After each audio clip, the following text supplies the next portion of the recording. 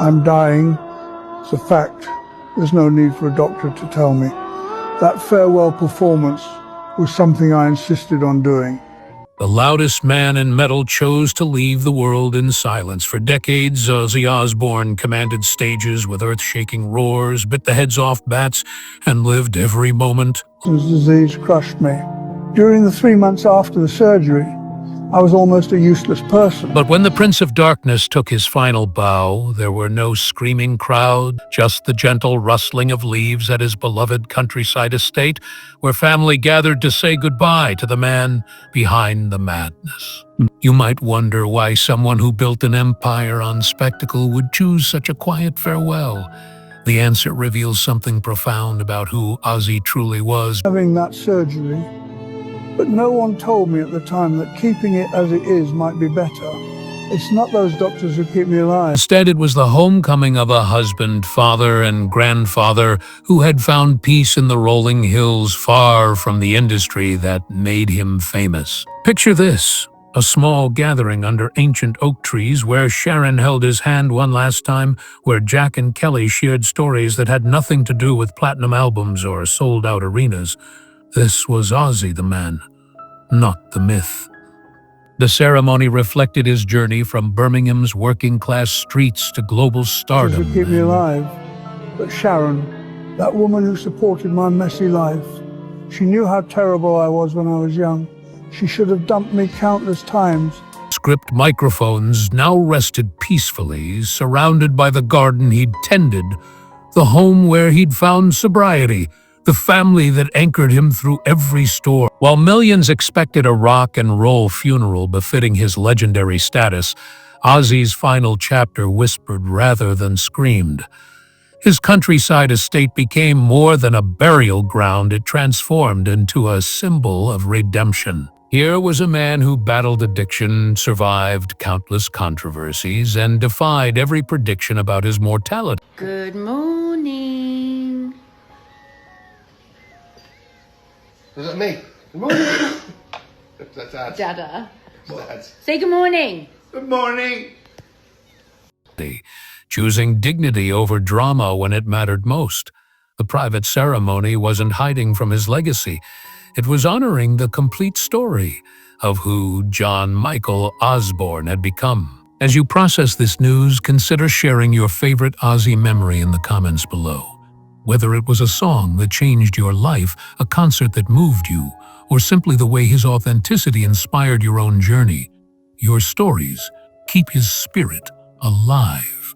This isn't goodbye to the music or the memories, it's recognition that even legends deserve to rest on their own terms. The silence that followed decades of noise speaks volumes about a life fully lived. Sometimes the most powerful statement isn't made with volume, but with the peaceful confidence of someone who knows they've given everything Ozzy Osbourne didn't choose some glamorous Hollywood hillside or an elaborate marble tomb. No, when it came time for his final resting place, he returned to where his soul always felt anchored, his estate in the quiet folds of Buckinghamshire. Tucked deep in the English countryside, it wasn't just a house, it was sanctuary. And long before the flowers were arranged or the tents were raised, that place already held decades of laughter, healing, and silence, a life far removed from the roar of stadiums. For a man once defined by chaos, it's almost poetic that he found peace among the still waters and whispering winding between hedgerows, opening up to a sprawling 250-acre expanse, a place where the air smells of earth and pine, not smoke machines and sweat. Sharon once said Ozzy felt truly human there. Away from tour buses and tabloids, he could walk barefoot in the grass, feed the ducks by the lake, sit under the oaks and just breathe. Not as the Prince of Darkness. Quiet home bore witness to a version of him few got to see, tender, reflective, endlessly curious about life outside the spotlight. It's easy to forget that legends are also men, that behind every sold-out arena, there's a tired body longing for stillness. Ozzy's countryside estate gave him that. It wasn't curated like a museum of fame. It was lived in, imperfect, honest. The photos on the walls weren't for display. They were memories, reminders, a first birthday, a guitar slung on a couch, a handwritten lyric next to a grocery list. In that place, legacy wasn't something built. It was something gently woven through ordinary, irreplaceable moments. And maybe that's why the land mattered so much in the end, because it held not just his presence, but his becoming, the recovery from darker days, the laughter after arguments, the quiet meals with Sharon where nothing needed to be said. The man who once bit the head off a bat now stood by the pond feeding fish and watching the seasons change. Can you imagine that transformation from icon to husband, from spectacle to soul? And it didn't happen in front of flashing cameras. It happened here in the rhythms of this land. That's the part many fans never saw, but that's where the real Ozzy lived, and now where he rests. As guests arrived for the ceremony, they didn't just step onto a piece of... Good morning. Is that me? Good morning. That's Dad. Dada. That's Dad. Say good morning. Good morning. Good morning. Not the kind with walls and doors, but the kind that reflects who we are when no one's watching. For Ozzy, this countryside gave him that mirror, and in the end, he chose to make it eternal. If you could choose your final place, would it be the loudest room or the quietest corner of your life? Let me know in the comments. Share your memories of Ozzy or the music that shaped you. Because though he's gone, the silence he left behind says more than words ever could. It began not with drums nor with thunder, but with footsteps, quiet ones, on the damp grass of a countryside estate that had seen decades of laughter, rage, redemption, and music. The sky held a soft grayness, neither morning nor bright, as if the heavens themselves were pausing in respect. On the gentle slope beside the lake, white tents had been raised, modest but elegant, billowing slightly in the breeze. Beneath them, the space felt suspended in time. There were no flashes, no media lines, no chaos, just stillness, intentional and sacred. Inside, a single path led toward the burial site, flanked with flower arrangements unlike anything seen at a public funeral. Eric bouquets. They were personal black roses, blood-red lilies, wild gardenias, arranged in patterns that told stories only his family and bandmates would recognize. Nearby, a table held scattered photos printed on thick, matte paper. Not the polished press shots, but raw moments. Ozzy with a wide, goofy grin, holding a grandchild. Ozzy asleep in a chair with his dog curled up beside him. Ozzy and Sharon sitting by the fire, and no makeup, no armor. Guests were invited to take one photo home. The ceremony itself began just after 3 in the afternoon. There was no stage, no schedule projected on a screen.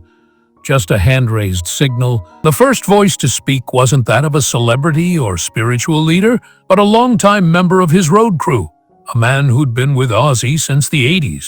His voice trembled, not from nerves, but from weight. He recounted a moment backstage in '92 when Ozzy broke down crying after a show, overwhelmed not by fame, but by the fear that he didn't deserve any of it.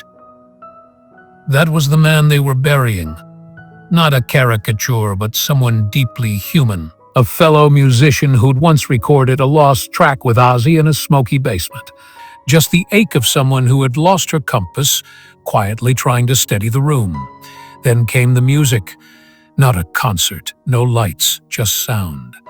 A cello echoed across the water. A soft piano followed.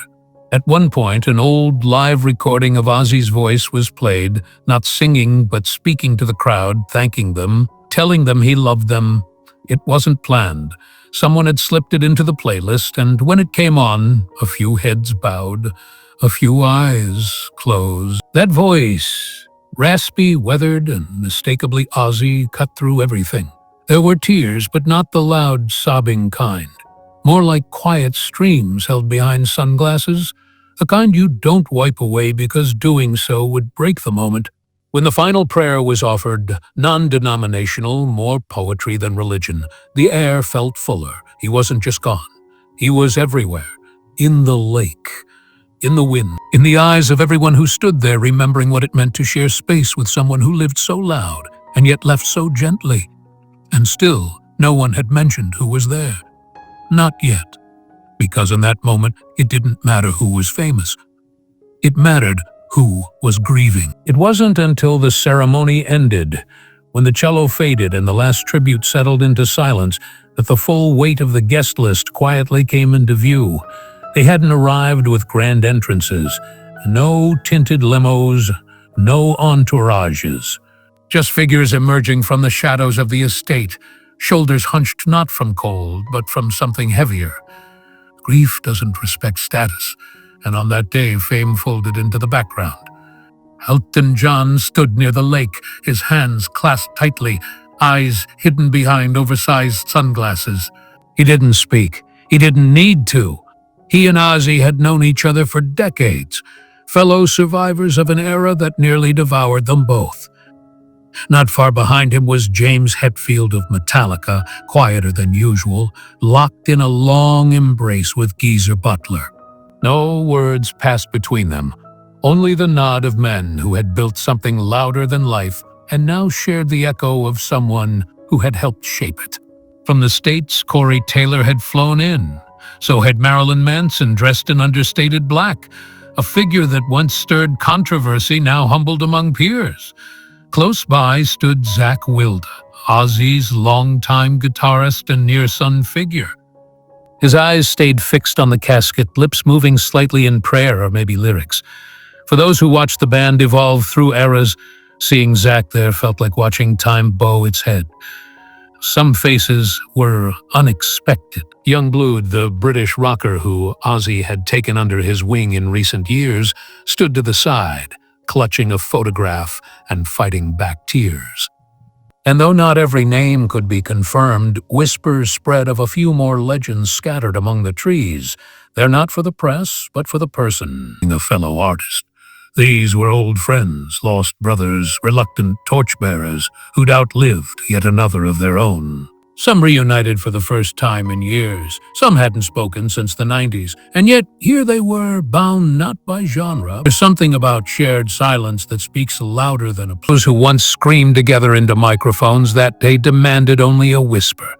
And if you closed your eyes, you could almost hear the past humming in their stillness. Now gone, but never forgotten by the ones who helped him fill that void with sound. She stood just a few steps from the casket, hands clasped in front of her, the familiar red hair now streaked with time, and a stillness in her that said more than any words could.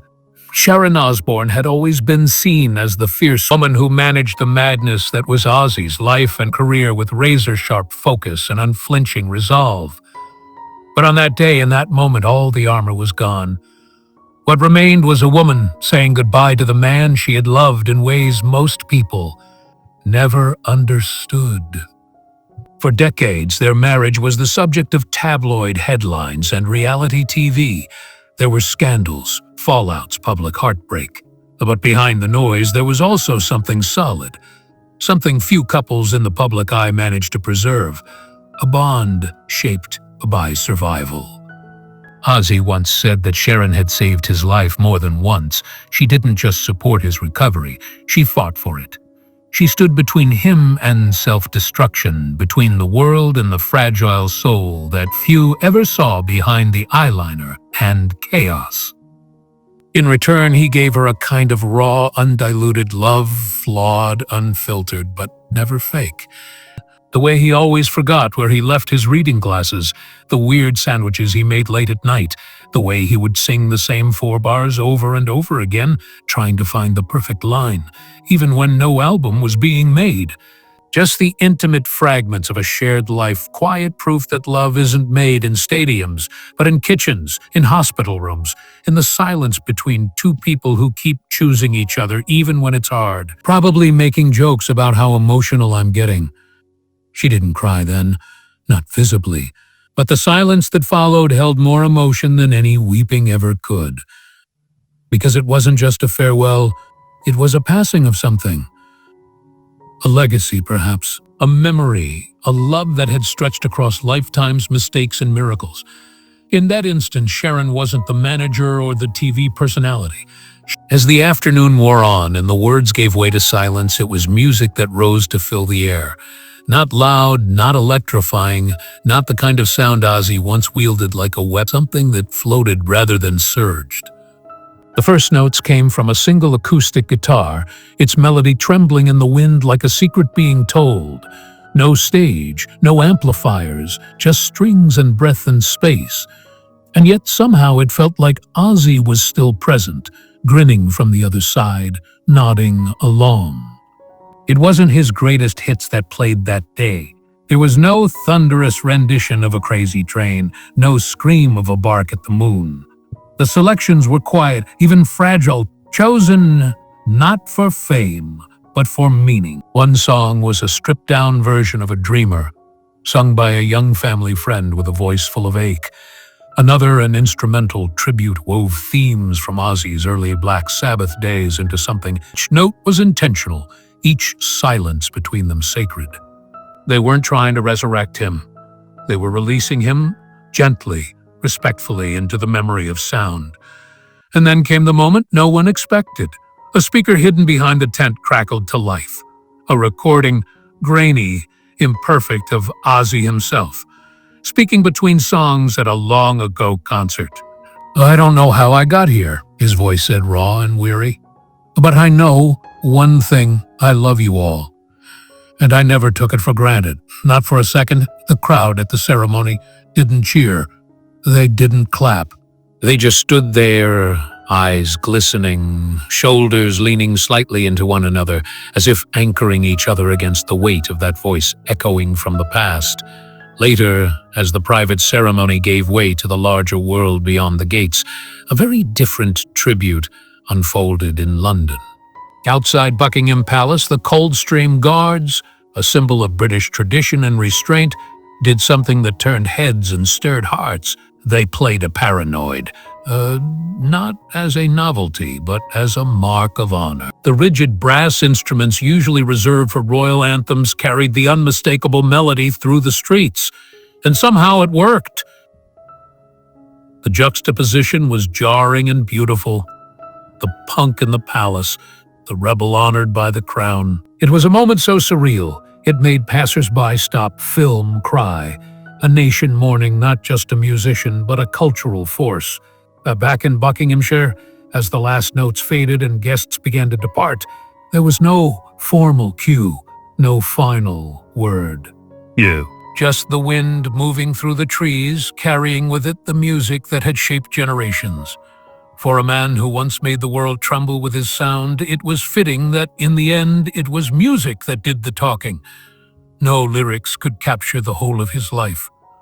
But melody? Melody came close. And even now, if you're quiet enough, you can almost hear it. Not from a speaker or a stage, but from somewhere deeper. The kind of music that doesn't demand attention.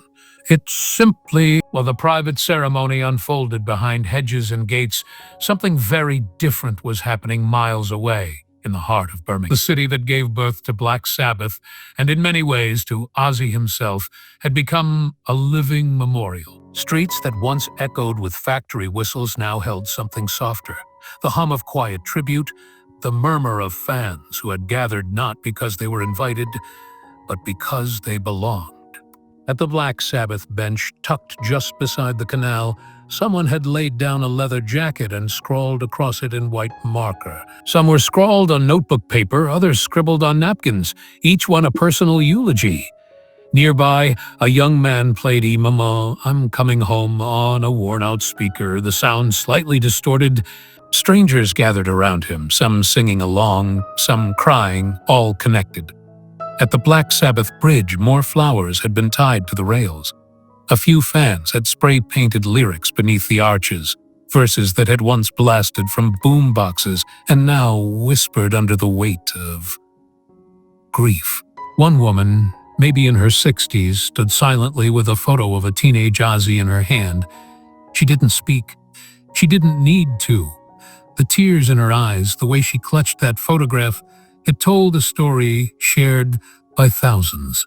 The boy from Aston had made people feel seen, even when he never knew their names. There was no organizer, no program. And yet, it felt orchestrated. By love, by memory, by the kind of shared experience that doesn't need instructions. Old punks with faded tattoos stood next to teenagers in fresh merch. Fathers brought their daughters. Grandparents explained to wide-eyed kids who this man was and why his voice mattered. You could feel the torch passing, not extinguished but relit in 1,000 different hands. This was Ozzy's other family, the ones who never stepped foot on his estate, who never got a seat under the white tents. But they were no less devoted. They had carried him through decades of change, through reinvention, through scandal and salvation. And now they were carrying him home in their own way, with every flower, every lyric, every memory whispered into the wind. Because in the end, Birmingham wasn't just where Ozzy Osbourne came from, it was where he returned. Not in body, but in story, in sound, in spirit. And if you stood quietly in that crowd, you'd feel it. The grief, the pride, the unspoken understanding that he was theirs and always would be. As the final guests drifted away and the last car rolled down the gravel path, the estate fell into an unfamiliar quiet. The tents still stood white and gently billowing, like ghosts of something sacred. The lake shimmered under the muted sky, untouched, as if it had held its breath all day.